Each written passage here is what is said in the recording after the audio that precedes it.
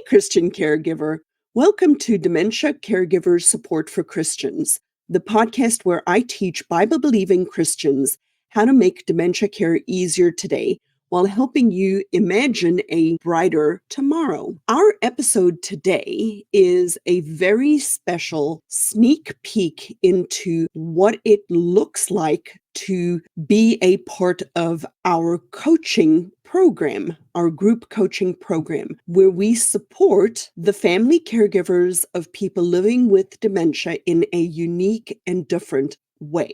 The episode that we're going to have today, you will meet one of my clients. Her name is Cheryl, and she has a very tough situation going on at home, and she brings up a topic that is very difficult for a caregiver to navigate because of the words that her mom tell her over and over again. So this is a second time conversation that we've had, me and Cheryl, where we have been talking about her mom with repetitive statements of, "Help me, I'm dying. I'm dying, I'm dying, help me." And the very, very first time this happened, for obvious reasons, Cheryl was extremely distraught. And we worked through it the first time, but it kind of has come back up around today. So listen to the episode to get a sneak peek of our coaching sessions.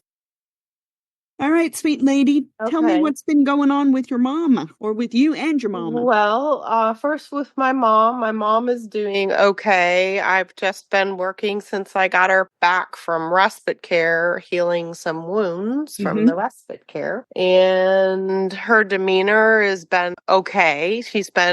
I had a really good caregiver yesterday, which is, I thank the Lord for that. And she was really had good spirits with my mom. My mom did very well. So yeah, but anyways, the only thing that I struggle with is the conversation that she is having 24, and that is, "Help me, I'm dying. Help me, I'm dying." And that's, Is she still saying that?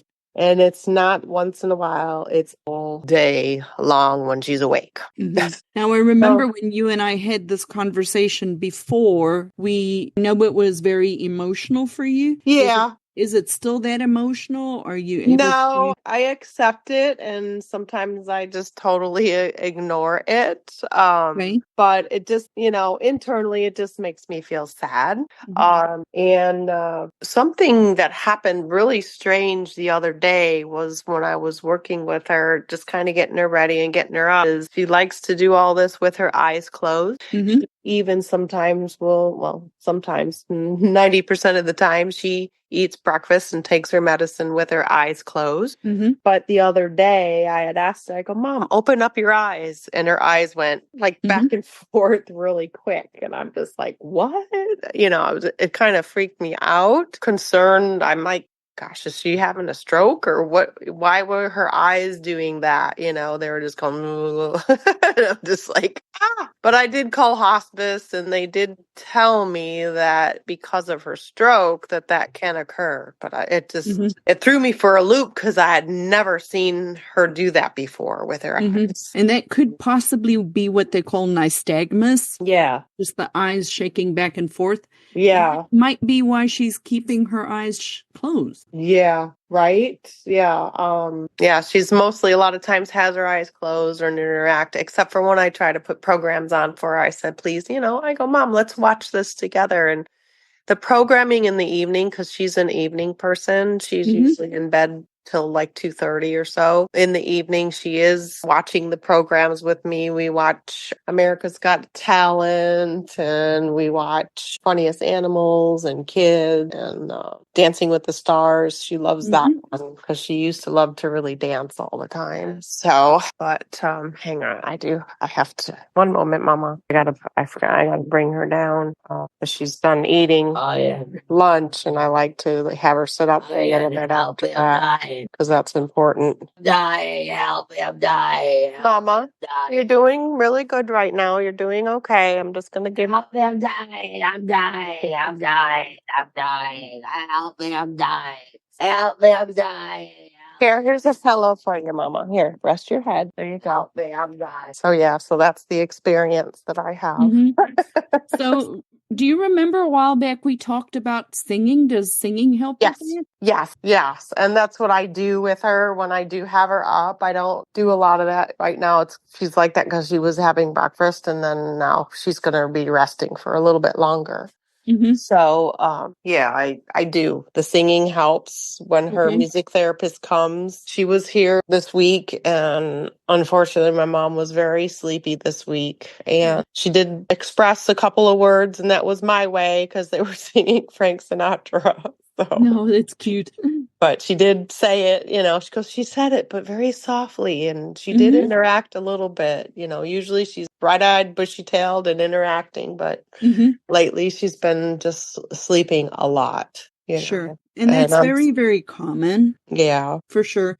So back to the music, when your mom asking the repetitive question that she says, which I totally understand has to be very emotional, that has to feel very emotional. Have you tried putting on like a radio music or some music in the background? Yes, I do that. I have some stuff that I play, but I ask her, Mm-hmm. do you want music or quiet? And Mm-hmm. she tells me a lot of time quiet. Okay. I give her a choice, Right. But sometimes, so what I want you to consider though is in the moments when she's saying that, maybe not giving her the choice. Okay. And just putting some music on, some soothing music, maybe some hymns, because familiar hymns, songs that she loved before, and see if it just brings it down so it's maybe not quite as much.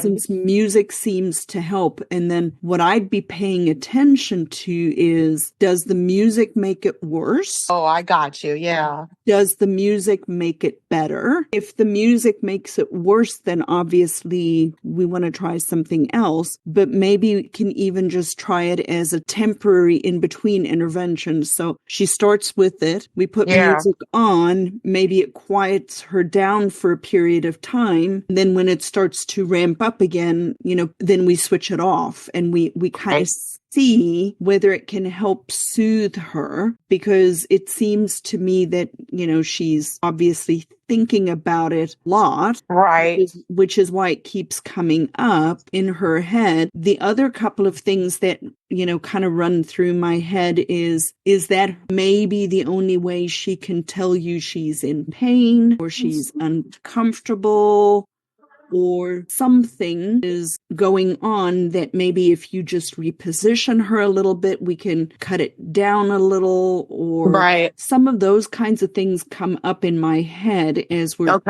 talking about this, because she's trying to tell us something, but we don't know what it is. Right. And I know that she's in pain because mostly she complains of the pain is when I move her and stuff. So I've decided basically in the morning when I give her medicine, I know it only lasts for about 4 hours, but I give her Tylenol just to help her in that regard. And then she also gets her Tylenol at bedtime too. So, you've been on a long car ride before, right? Yeah. When you've been sitting for a bit, and your body sort of starts to get sore from sitting. Her body might be getting sore from laying still. Yes. Well, the thing that I have to say that's good, that hospice had gotten a donation of this bed that has like little bumbles on it, and what happens is the pressure decreases and the pressure increases. So that is really nice. That really seems to help a lot, because I notice when I sit on the edge of the bed with her, I was like, oh, okay. It's like emptying out and then it fills back up. Yeah, those are pressure relief beds. That's so to help her so she doesn't break down. Yeah. And then I just put this on. This is all I have as far as some hymns or I found this. These are a praise song. So I just actually put that on for her. So maybe she'll think kind of more about that. Like you said, she's thinking more about, the transition and stuff. Right. And we don't know if that's what she's thinking. I know, we don't. It's what she's saying, but it may not be what she means. Yeah. because sometimes she will say, I'm dying. And then she says, A-L, A-L. And then I'm like, okay. And then she'll say, ing, I-N-G. ING. So the other day when we were just laying there quietly, I go, Mom, what does AL mean? She says, word to explain. I went, okay. And I said, to explain what? And then she goes, I'm dying. I'm dying. Like, okay. So she kind of like was saying to me, she's trying to use different words. Right. I actually think your mom's trying to tell you something. Yeah. But I think that's what she's stuck on, kind of like a broken record. Yes. Yeah. And that I'm not entirely convinced that is the only thing that she is trying to communicate.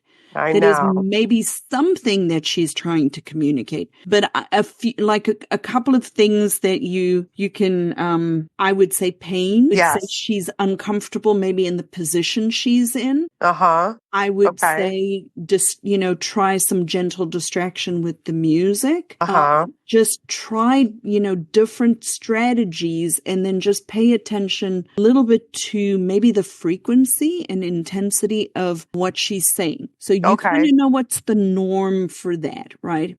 Now Yes. we figured out it's not going to go away. Yes. We Yes. figured out that whatever she's saying there, which I get is not the world's best thing to say. So if you kind of know what the norm is, if we can even decrease that frequency of her saying that, Right. it'll go a long way for your own brain health. Right, right. So when I do have her up, I need to figure out, because I'm like, well, I put music on because we have the music channels on the TV, but I put the music on to help in that regard. Mm-hmm. And then, I don't know. So I was the other day, I know that quote, sometimes you can't reason with them, but I say, Mom, how about we change that? Let's say, I'm living. And then she goes, I'm living. And then she'll go, and I'm dying. I'm dying. I'm like, but she just makes me laugh, Well, that's a good response to have, is to laugh. And that's what we do. I try to make her laugh as much as possible. That's why I put funny, animals and children, because that she laughs. I mean, one time she just laughed for the whole hour.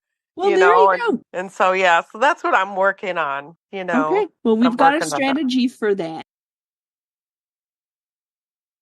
Isn't it fascinating to see how different it could be for you related to your dementia caregiving journey by just having a little bit of one-on-one support and someone else to help you problem solve and manage your emotions during this journey, because it can be tough and we recognize it can be tough. However, it does not have to be that hard. So if this episode resonated with you, I invite you to go to the website and schedule a strategy call with me where we can look and see whether you would be appropriate for our group coaching program. I am very selective in who I invite, because it is by invitation into the group, because I am curating a community for family caregivers that is very specific, with a very specific culture and a very specific goal of helping you navigate your caregiving journey from a more positive and biblical perspective. So if this has resonated with you, I invite you to hop on my calendar, and I look forward to seeing you there.